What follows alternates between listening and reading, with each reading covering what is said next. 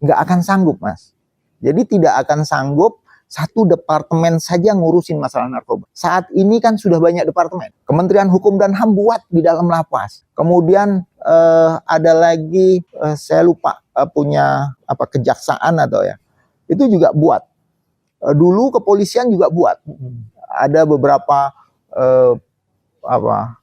Polda membuat rehabilitasi yang mereka kelola. BNN punya beberapa balai rehabilitasi.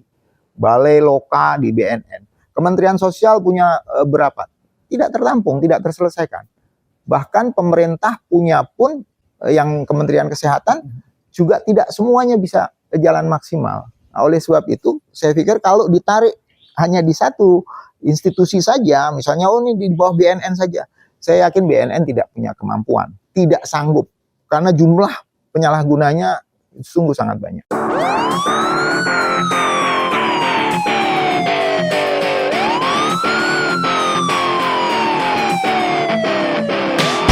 Assalamualaikum warahmatullahi wabarakatuh. Apa kabar pemirsa Atraksis TV dimanapun Anda berada? Senang sekali rasanya dialog kesehatan masyarakat kembali hadir menjumpai Anda. Dan pada kesempatan kali ini kita akan membahas sebuah tema yang sangat menarik, yang sangat penting sekali untuk dibahas. Tema kita pada kesempatan kali ini adalah peran rehabilitasi dalam upaya memerangi narkoba. Narkoba merupakan masalah multidimensional yang hadir di tengah-tengah masyarakat kita. Dan tentu saja ini bukan hanya masalah bagi aparat penegak hukum semata atau juga para lembaga atau panti-panti rehabilitasi, namun juga menjadi masalah kita semua. Segala elemen masyarakat harus ikut serta dalam pemberantasan masalah narkoba, mulai dari keluarga, masyarakat, bangsa, dan juga negara. Dan pada kesempatan kali ini, di sini sudah hadir narasumber spesial, Bapak Abdul Aziz yang merupakan pimpinan Wisma Atraksis Panti Rehabilitasi dan Gangguan Jiwa. Dan kita akan membahas banyak tentang masalah narkoba bersama beliau, mulai dari A sampai dengan Z tentunya. Hingga 60 menit ke depan kita akan membahas masalah narkoba bersama Bapak Abdul Aziz. Bapak Abdul Aziz, apa kabar? Alhamdulillah sehat. Ya, Bro Aziz ya? Ya. Oke, Bro. Alhamdulillah kita sudah lama tidak berjumpa dalam dialog-dialog formal seperti ini, tentunya membahas mengenai kesehatan masyarakat. Dan pada kesempatan kali ini Bro Aziz, kita akan membahas tema yang sangat urgent Bro, yaitu peran rehabilitasi dalam upaya memerangi narkoba. Tema yang sangat seksi dalam tanda kutip tentunya Bro Aziz. Bro Aziz, sebetulnya seberapa urgennya, seberapa pentingkah kita semua tentunya harus memerangi narkoba itu sendiri Bro Aziz? Ya, sebenarnya lama sudah pemerintah kita, Pak Presiden sudah sangat konsen sekali terkait dengan bagaimana negara kita, masyarakat kita harus memerangi narkoba. Bahkan sudah dari beberapa tahun yang lalu, sepertinya awal-awal beliau menjabat sebagai presiden, itu sudah menyatakan bahwa Indonesia darurat narkoba. Kenapa? Karena masalah narkoba ini adalah masalah extraordinary crime. Jadi dia masalah yang butuh penanganan serius, sama dengan teroris, sama dengan korupsi, sama dengan pelanggaran HAM berat. Sehingga mau tidak mau masalah narkoba ini mesti diatasi. Karena kan saat ini kalau kita lihat, kalau kita flashback di beberapa negara lain, ada satu negara yang mereka tidak terkalahkan, tapi hancur karena narkobanya. Jadi dibanjiri narkoba sehingga negara itu generasi mudanya jatuh. Pada saat generasinya jatuh maka periodenya akan habis, akan musnah kan. Jadi kalau anak saya sekarang pakai narkoba maka anak saya tidak akan melanjutkan perjuangan saya ke depan. Nah pada saat itulah kesempatan asing, kesempatan negara lain untuk bisa menjajah kita. Jadi mungkin saat ini penjajahannya tidak dengan menggunakan penjajahan pakai senjata nyerang negara kita, tapi penjajahan melalui narkoba. Itulah saya pikir sudah sangat tepat kalau Pak Jokowi sebagai presiden langsung mengambil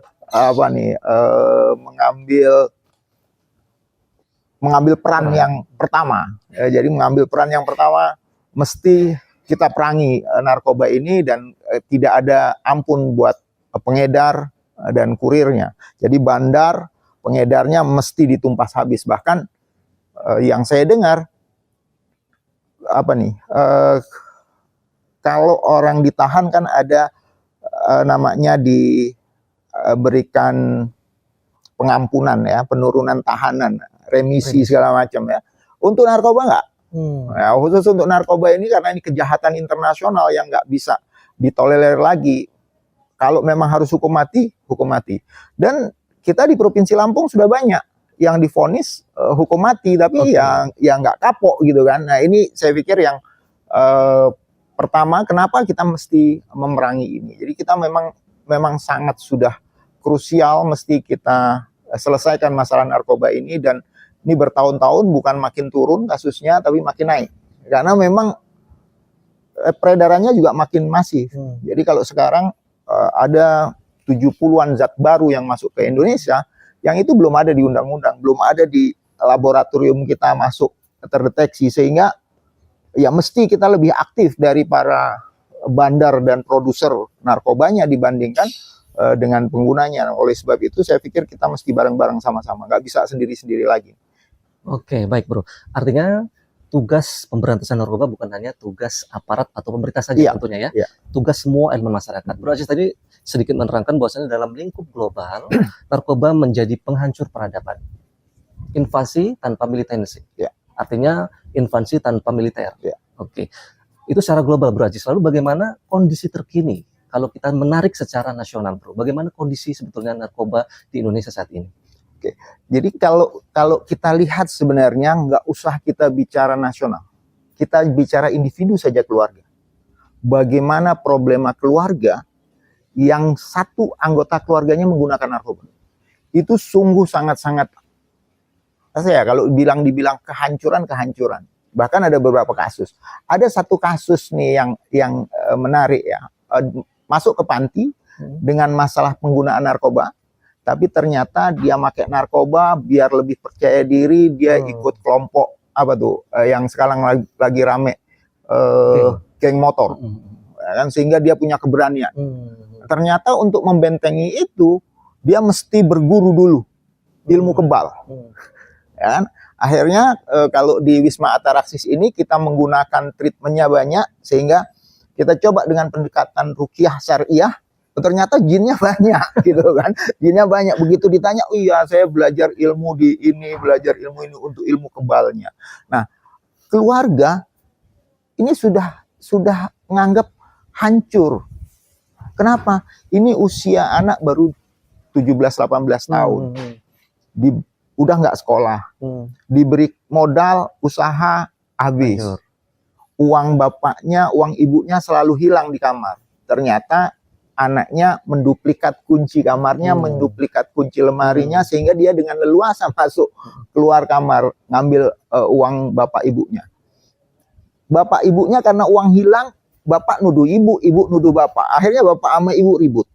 Ya. Ini menggambarkan kalau keluarga aja begitu. Kita lihat kalau negara. Sekarang kita sudah nggak bisa ditutup-tutupi lagi. Di zaman saat ini kan, begitu cepatnya berita, informasi berkembang di masyarakat. Saya tidak bisa berpikir lagi apabila di level-level, sekarang sudah semua level narkoba itu masuk dan ada. Nah, saya pikir tinggal tunggu nih. Satu berantem karena diadu sama ini, satu akan ribut karena ini, sementara satu generasinya akan hilang karena tidak lagi produktif.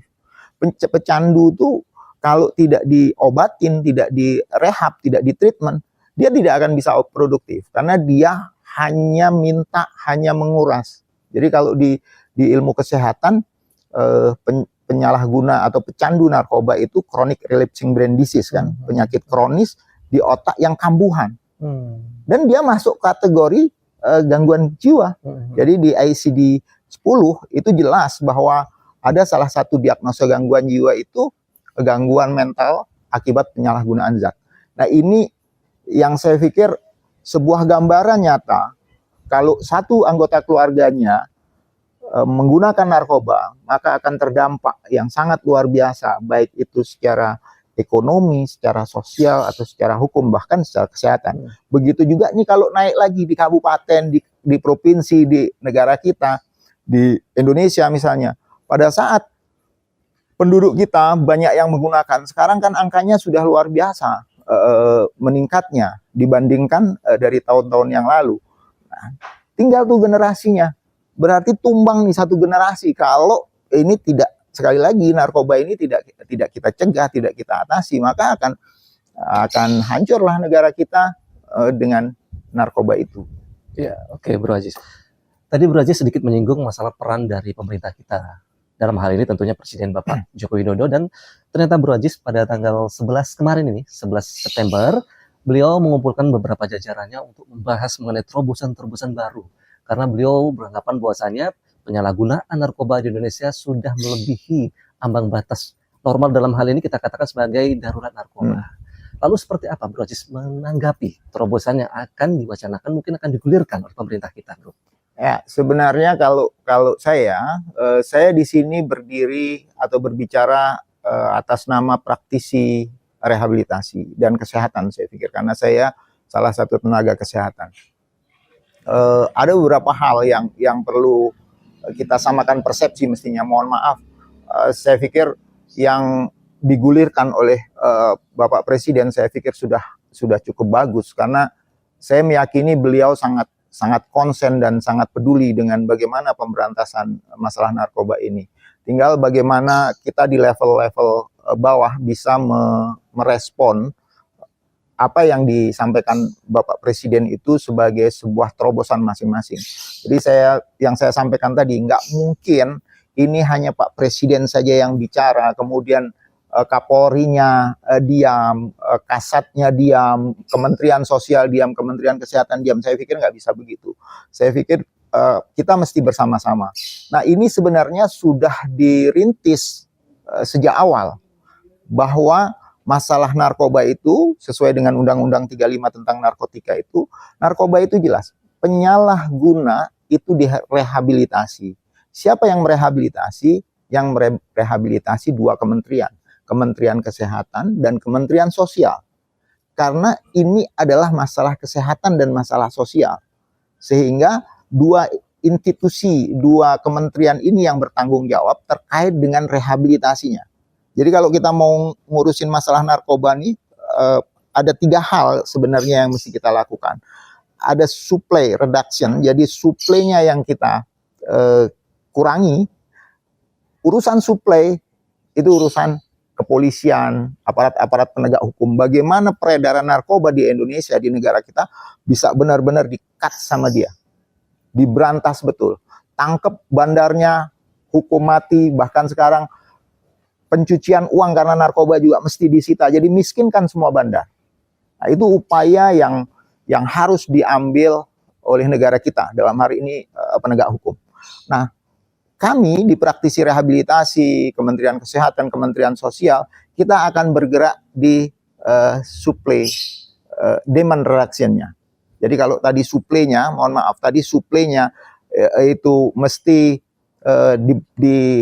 di stop oleh kepolisian dan jajarannya penegak hukum, tapi demand-nya, permintaan pasarnya, itu yang ngerjain kita. Jadi nggak ada yang beli narkoba kalau bukan pecandu. Misalnya Mas Firman suruh beli sabu, pasti bingung belinya di mana. Tapi kalau pecandu dengan mudahnya dia membeli. Nah, kalau pecandunya ini direhab sehingga pecandunya nggak beli, maka nggak ada yang jual. Hukum pasarnya kan gitu. Pembelinya yang kita intervensi. Kamu jangan pernah beli produk ini berbahaya, produk ini, maka nggak akan beli. Pada saat nggak ada konsumennya, maka produsernya pasti akan tutup loh. Nah, dua hal ini menjadi penting. Saya pikir ini sudah coupling masing-masing. Tinggal pemerintah mengaktifkan itu. Jadi kalau memang lembaga rehabilitasinya belum aktif, mati suri dan lain sebagainya, pemerintah mengaktifkan. Yuk, problemanya apa nggak jalan? Bahkan beberapa waktu yang lalu, beberapa tahun yang lalu, sudah memulai.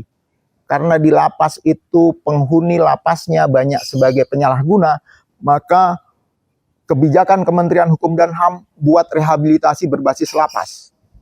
Jadi direhabilitasi di dalam lapas sambil nunggu masa selesainya tahanan mereka ikut program rehabilitasi di dalam lapas. Ini suatu hal terobosan yang bagus. Bahkan kepolisian juga gitu. Kepolisian itu pernah membuat himbauan kepada seluruh Polda untuk bisa merehabilitasi anggota polisi yang punya masalah tentang narkoba. Di mana? Di SPN. SPN dibuka untuk tempat rehab. Nah, khusus teman-teman, saudara-saudara kita yang di kepolisian. Nah, mungkin nanti Korem, Kodim, segala macam juga punya kebijakan yang sama. Mereka merehab anggotanya saja bisa dimasukkan ke situ. Atau ASN. Kan tidak sedikit sebenarnya ASN juga yang menyalahgunakan narkoba. Bahkan saya pikir semua profesi nyaris ada yang menggunakan narkoba. Dokter, perawat, guru. Saya kebetulan ketemu kasusnya. Nah, orang-orang ini mesti direhab untuk dia nggak beli lagi. Nah, sehingga pada saat dia nggak beli, ya bangkrut lah. Bandarnya, produsernya pasti bangkrut. Nah, upaya ini saya pikir yang tidak kalah penting, bersama-sama dengan pemerintah kita mesti kuatkan. Pemerintah ataupun dinas-dinas sosial, dinas kesehatan kabupaten, provinsi, itu adalah tangan kanan pemerintah pusat, tangan kanan kementerian untuk bisa melihat di daerahnya. Oh, kalau daerahnya belum ada tempat rehabilitasi, dorong organisasi masyarakat atau swasta yang mau membuka rehabilitasi. Kalau memang pemerintahnya tidak punya kekuatan untuk membangun rehabilitasi. Karena membangun sebuah rehabilitasi itu bukan hal yang mudah dan murah. Dan kalau kita ideal, kita mesti pengadaan gedung dulu, pengadaan tenaganya dulu, tenaganya juga mesti qualify, mesti ada tenaga konselor, ada dokter, dan lain sebagainya. Saya pikir nggak mudah. Nah, tinggal yang ada dikuatkan. Kurangnya apa tuh lembaga itu? Dukung oleh pemerintah dengan standar-standar yang pemerintah kita sudah punya. Jadi Kementerian Sosial sudah punya standar nasional Indonesia untuk lembaga rehabilitasi. Kementerian Sosial punya standar akreditasi untuk rehabilitasi. BNN punya juga standar nasional pengadaan rehabilitasi. Tapi BNN punya tempat rehabilitasi itu secara operasionalnya itu mestinya di bawah pengawasan, selain pengawasan BNN, pengawasan kementerian yang terkait tadi dua. Apakah Kementerian Kesehatan atau Kementerian Sosial. Bahkan tadi pada saat ini akan digiring, Kapolri menghimbau semua Polda misalnya nih membuat tempat rehabilitasi masing-masing. Mereka juga mesti menyiapkan. Tidak hanya sekedar anggota atau masyarakat yang mau mengakses layanan di kepolisian, di rehabilitasinya milik kepolisian, terus cuman dikurung saja kan nggak mungkin. Mesti disiapkan di dalamnya bagaimana tenaga konselornya, bagaimana dokternya, bagaimana social worker, bagaimana psikolog tersedia di tempat itu sehingga programnya bisa dijalankan dengan bagus. Artinya pendekatan rehabilitasi atau pendekatan treatment untuk penyalahguna narkoba itu tidak selesai hanya dikurung saja. Kan bisa saja, biar nggak pakai kurung aja, plek dikurung. Nggak pakai, karena dikurung, nggak ada yang masuk kan barang. Tapi begitu dilepas, ya pakai lagi. Karena di dalam tidak ditreatment, tidak diberikan edukasi, tidak diberikan pengobatan, tidak diberikan bimbingan, tidak diberikan konseling, dan lain sebagainya. Kira-kira gitu, Mas. Ya, baik Bro Aziz. Mengenai terobosan yang digulirkan oleh pemerintah kita, bahwasanya rehabilitasi akan dilakukan oleh Kodam. Lalu bagaimana tanggapan dari teman-teman ARNI sendiri, Bro Aziz? Kalau saya kebetulan masuk anggota ARNI, ARNI sudah jelas. Kalau saya melihat di grup dan komunikasi kami dengan ARNI, itu jelas mereka menolak. Jelas menolak, melalui ketuanya menolak untuk ini dilakukan di Angkatan Darat ya. Sehingga pengertian menolak itu bukan berarti nggak boleh, ya, bukan berarti nggak boleh. Saya pikir pengertian menolak dari teman-teman di ARNI itu karena kalau nanti ini diambil alih oleh mereka, maka persepsinya adalah semua rehabilitasi nggak ada. Semua digiring masuk ke mereka, ke Sedam misalnya. Nah, pertanyaan besarnya, apakah sanggup? Nggak akan sanggup, Mas. Jadi tidak akan sanggup satu departemen saja ngurusin masalah narkoba. Saat ini kan sudah banyak departemen. Kementerian Hukum dan HAM buat di dalam lapas. Kemudian ada lagi, saya lupa, punya apa, kejaksaan atau ya, itu juga buat. Dulu kepolisian juga buat. Ada beberapa